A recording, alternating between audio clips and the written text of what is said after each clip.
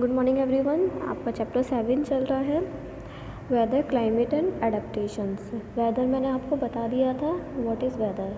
तो वेदर क्या था कि जो शॉर्ट पीरियड ऑफ टाइम में एंड विद रेस्पेक्ट टू किस किस के था, temperature, wind and rainfall, humidity हो गया, इन सब के रेस्पेक्ट में जितना भी हमारे एटमॉस्फेयर में चेंजेस आते हैं, जो भी एटमॉस्फेयर की कंडीशन रहती है शॉर्ट टाइम के लिए, वही क्या होता है वेदर।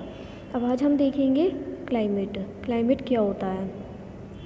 तो सबसे पहले यहाँ पे दे रखा है, मैंने बताया था कि जो वेदर को रिकॉर्ड करता है, जो उनका रिकॉर्ड रखता है, वो कौन करता है, मेट्रोलॉजिस्ट। तो मेट्रोलॉजिस्ट क्या करते हैं, एवरी डे का वेदर रिकॉर्ड करते हैं और उनको बहुत टाइम के लिए, मतलब सालों सालों का रिकॉर्ड वो जमा कर रखते हैं।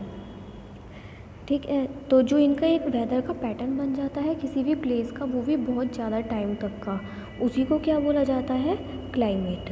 तो क्लाइमेट क्या हो गया, the average weather pattern taken over a long time, यानी कि जो लंबे समय तक के लिए वेदर का पैटर्न लिया जाता है उसका एवरेज, वो क्या होता है, क्लाइमेट। शॉर्ट टाइम का क्या हो गया, जो चेंजेस आते हैं, वेदर।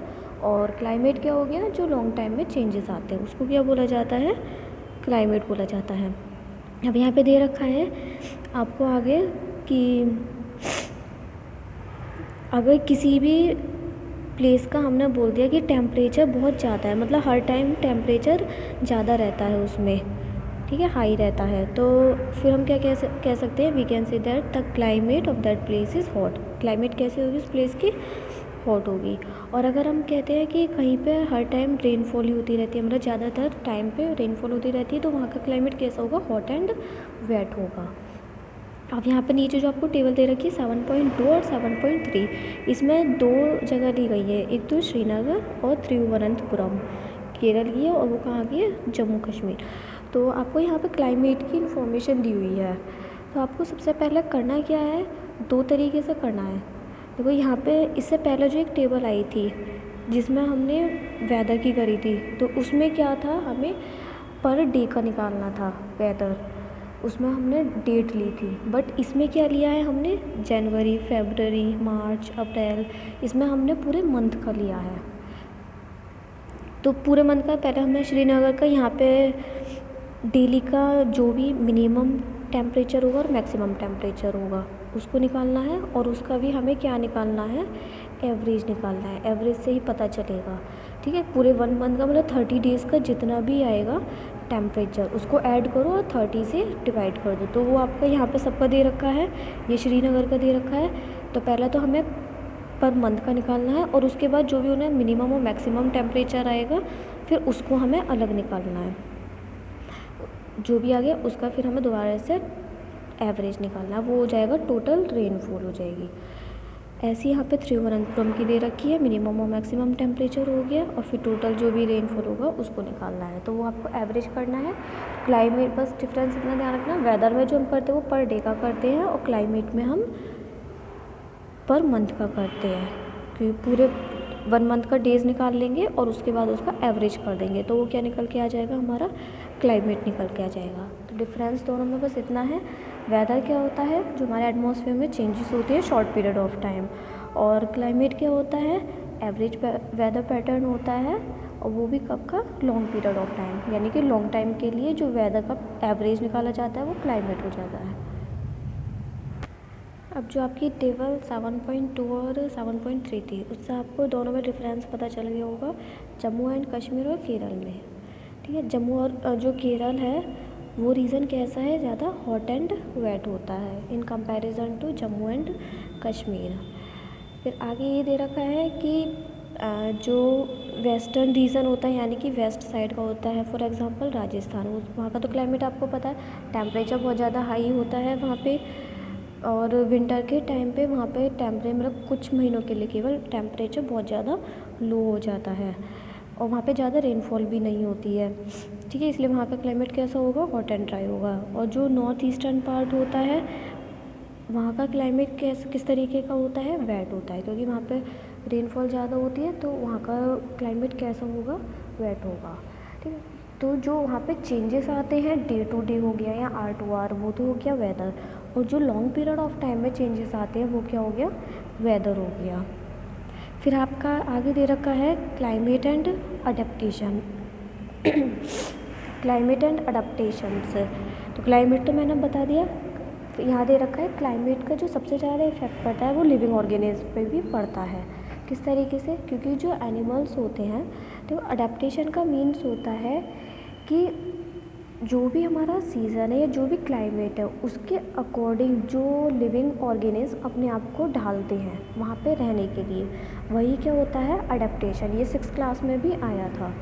तो यहाँ पे वही है कि जो एनिमल्स होते हैं वो जिस कंडीशन में रह रहे होते हैं उसी कंडीशन के अकॉर्डिंग सरवाइव करते हैं। जो animals cold and hot climate में रहते तो उनके पास स्पेशल फीचर होते हैं उसके अगेंस्ट रहने का, ठीक है, कि वहाँ पे वो किस तरीके से रह पाएंगे, खुद को अडेप्ट किस तरीके से कर पाएंगे। फिर आगे यहाँ पे दे रखा है चैप्टर 9 में आप ये पढ़ेंगे कि जो वेदर है और क्लाइमेट है उसका सॉइल पे किस तरीके से इफेक्ट होता है। बट इस चैप्टर में आप केवल एनिमल्स के बारे में ही पढ़ेंगे कि एनिमल में किस तरीके से इनका इफ़ेक्ट डलता है। अब यहाँ पे कुछ एग्जांपल दे रखे हैं आपको। ये एग्जांपल क्या है कि जैसे as example of the adaptation of the animals to the climate condition we discuss, जैसे हम देखेंगे पोलर रीजन का और ट्रॉपिकल रेन फॉरेस्ट का। पोलर रीजन हो गए जो पोल्स के पास होते हैं, जैसे नॉर्थ पोल हो गया, साउथ पोल हो गया, और बाकी क्या हो गया, ट्रॉपिकल रेन फॉरेस्ट हो गया। यहाँ पे आपको पोलर रीजन के एग्जांपल दे रखे हैं, जैसे कनाडा, ग्रीनलैंड, आइलैंड, नॉर्वे, ये सारे एग्जांपल हो गए आपके पोलर रीजन के। और जो ट्रॉपिकल रेन फॉरेस्ट के हैं, मलेशिया, इंडिया, इंडोनेशिया, ये सारे एग्जांपल हैं आपके इसके ट्रॉपिकल रेन फॉरेस्ट के। तो यहाँ के एनिमल किस तरीके से खुद को अडेप्ट करते हैं, खुद को ढालते हैं उस कंडीशन में, वही क्या होता है, अडेप्टेशन, ठीक है। किसी भी क्लाइमेट के अकॉर्डिंग खुद को ढालना, वो क्या हो गया, अडेप्टेशन। देखिए अब यहाँ दे रखा है आपका एक्टिविटी 7.2। इसमें सबसे पहले तो आपको ऊपर दे रखा है कि मैप में जो वर्ल्ड का मैप है उसमें पोलर रीजन को ब्लू से और ट्रॉपिकल रीजन को रेड से मार्क करना है, ताकि आपको पता चल जाए पोलर रीजन कौन सा है और ट्रॉपिकल रीजन में मतलब कौन कौन से स्टेट वगैरह या कौन कौन सी जगह आती हैं। तो यहाँ पे अब सबसे पहले पोलर रीजन को बताया गया है। पोलर रीजन मैंने बताया था पोल्स की तरफ होता है, नॉर्थ पोल और साउथ पोल, ठीक है। ये हो गया नॉर्थ पोल, ये हो गया साउथ पोल। अब जो भी हमारे नॉर्थ पोल और साउथ पोल पर जितने भी रीजन आएंगे वो सारे बहुत ज़्यादा कोल्ड होंगे, क्योंकि पोल्स के पास हमारा टेम्परेचर बहुत ज़्यादा लो होता है। तो यहाँ देखते हैं जो रीजन होगा पोलर रीजन, वो बहुत ज़्यादा उसका क्लाइमेट कैसा होगा, एक्सट्रीम होगा, पूरा स्नो से कवर्ड होगा। जब स्नो से कवर्ड है तो बहुत ज़्यादा कोल्ड होगी वहाँ पे।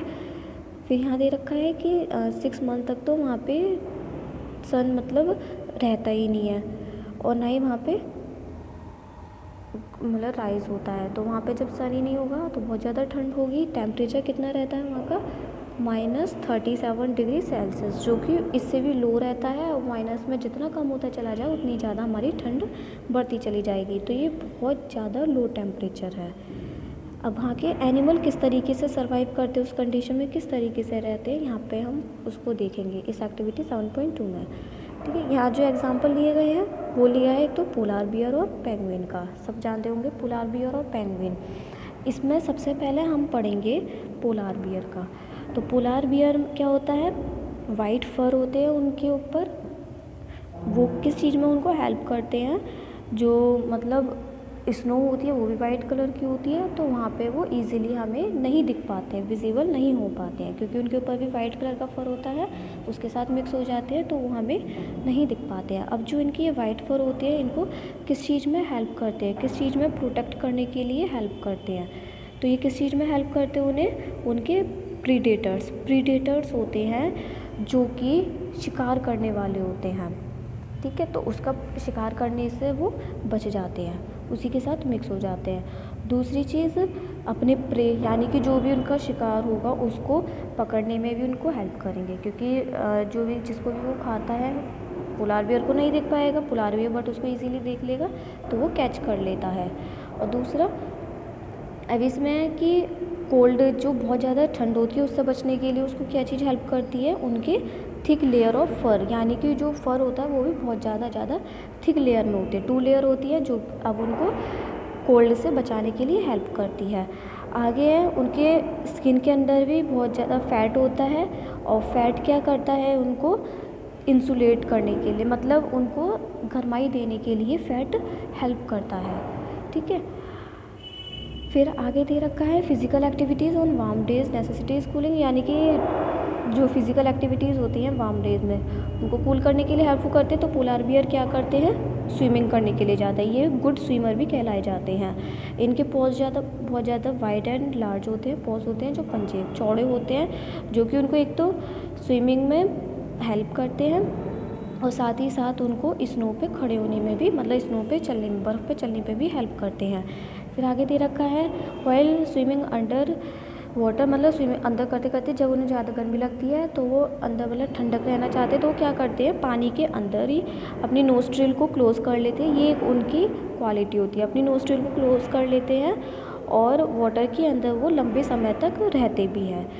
नेक्स्ट आगे उनके पास एक इतनी स्ट्रॉन्ग सेंस होती है कि वो जो स्मेल होती है वो बहुत ज़्यादा इजीली कैचअप कर लेते हैं। तो वो किस चीज़ में हेल्प करेगी, उन्हें अपने प्रे को कैच करने में, जो भी उनका शिकार होगा उसको कैच करने में, किस लिए, अपने फूड के लिए। अब नीचे यहाँ पे आपको दे रखा है, एक डायग्राम से दे रखा है, इजीली आप समझ जाओगे।